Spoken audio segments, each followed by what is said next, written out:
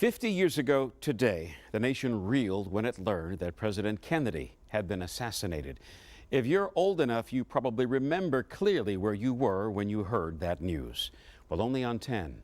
A retired Ohio judge has even clearer memories. He served on the Warren Commission that investigated the assassination. With pomp and pageantry, the nation buried its 35th president 50 years ago this week.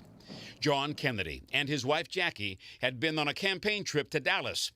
When the motorcade passed the Texas Book Depository, Lee Harvey Oswald fired his rifle, and within moments, Kennedy was dead. 2 days later, Oswald was dead too, killed by strip club owner Jack Ruby. Oswald has been shot. Ruby was convicted of the murder and died in prison of lung cancer.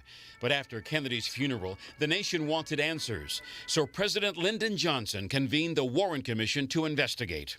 One of the people with intimate knowledge of the Kennedy assassination is now a retired judge here in Cleveland. In 1963, he was a young lawyer who was tapped to serve on the Warren Commission.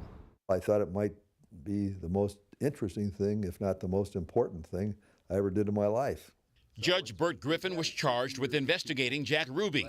He says shooting Oswald was a crime of opportunity. Ruby had been a block away when he noticed a crowd outside Dallas Police headquarters and went to check it out. He saw Oswald being brought out and fired. He had an obsession that Oswald was part of some anti-Semitic conspiracy.